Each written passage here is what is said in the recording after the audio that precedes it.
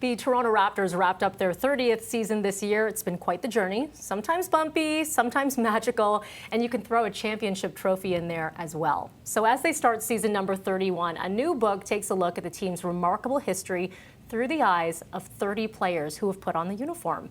We the Raptors, written by Eric Smith and Andrew Bricker. And Eric, the longtime radio voice to the Dinos, joins us now in studio. Thank you so much for being here. Thanks for having me. Okay, so 30 years to go through, and you have had unprecedented access through a lot of that time. How do you wean down what to include, what not to include? So the whole core of the book is rooted in kind of the role players. And when I say role players, it could be guys that were starters, it could be guys that were even all-stars, but it's the guys that weren't in the top 5, let's say. And this is the argument that sports fans have all the time. We could be doing the show in any major city in the world. We argue about the top 3, the top 5, the top 10, the Mount Rushmore. But what about all the other guys that helped shape a franchise? And when I think about the Raptors over the years, and you go back in the day and think about number 13, Doug Christie, or even 13, Jerome Williams, and 15, Amir Johnson, or Jorge Garbajosa, or 24, Norm Powell, Jose Calderon, number 8, fans bought their jerseys. Fans rallied behind those players, and they were fan favorites too. It wasn't just about Vince Carter and Kyle Lowry and DeMar DeRozan and Kawhi Leonard and Chris Bosh. It was these other guys, but we don't hear about them as often. So what if we told the history of the team through their eyes, and the attachment to the fan base and the city and the franchise through their eyes? That's what this book is about. What's interesting too, it's not just what they've been doing on the hard court. You're talking about the heart of it all, who they are as individuals, things that maybe people wouldn't know, right? So what surprised you from these conversations and what you've learned? Was there anything that stood out to you? You know, I think a bunch of the interviews, it was kind of cool how guys really opened up. Some of these interviews were 3-4 hours long. Others were like follow-up conversations over multiple interviews. I remember Chris Childs from back in the day, and I'm sure folks will know his name. But Chris Childs called me at midnight one night last fall when the Raptors were at training camp in Montreal. It was like almost midnight. He said, "I've got more to say." Our last interview was like in June or July. And he was very open about battling addiction and substance abuse and how it affected his family and his children and his wife and how it could have derailed his entire life. And he had to get himself clean just to be able to play basketball again, and eventually had an NBA career and a very good one. So guys really did get personal with the details of their lives and what shaped them as individuals, as men, and then how that translated into their players. So this does go beyond just X's and O's and what happens between the lines. It's even the stuff away from the court, either in their lives in general or their lives in Toronto, in Canada specifically. Let's highlight some of the people that you look at in this book. Tracy Murray, tell us a little bit about the story that you see in this book. So Tracy Murray is a guy whose career almost didn't take off. He had an incredible college career, and then trying to find his feet in the NBA, ends up getting an opportunity with the Toronto Raptors. And a cool story about him is going back to the original season.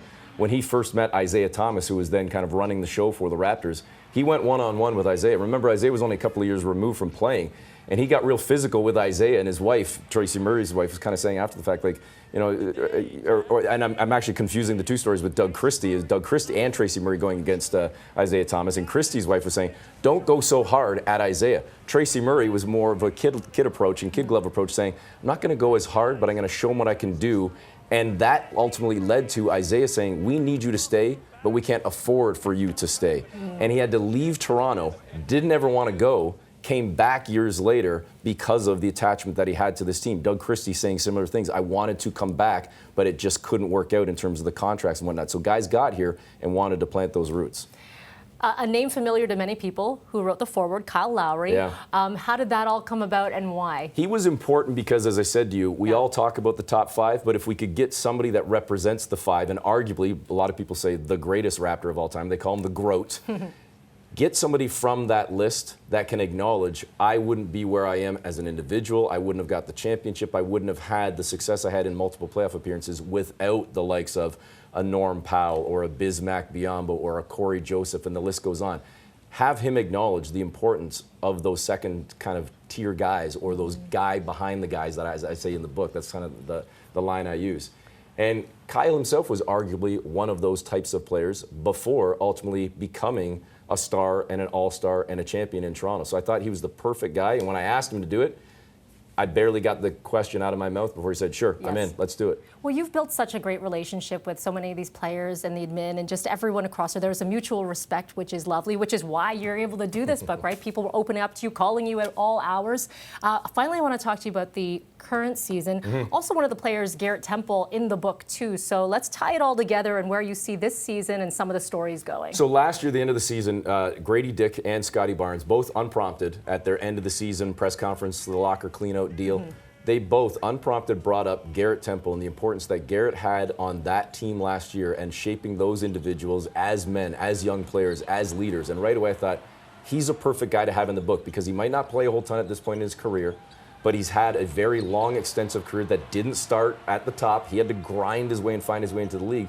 But then in the course of talking to him about what it takes to be a leader and the approach that he takes with these young players, you also find the history of segregation in Louisiana that his grandfather went through, that his father went through, and the history of the Temple family and how it means something, means a great deal in athletics, let alone in scholastics and academia down in Louisiana. And again, that kind of ties into what we talked a couple of minutes ago about shaping these people as men and what that also then translates to their careers. And I think that's the kind of guy that Garrett will be for this team this year, needing that veteran head, that veteran voice on still a relatively young team, but a deep team that I think can be pretty good.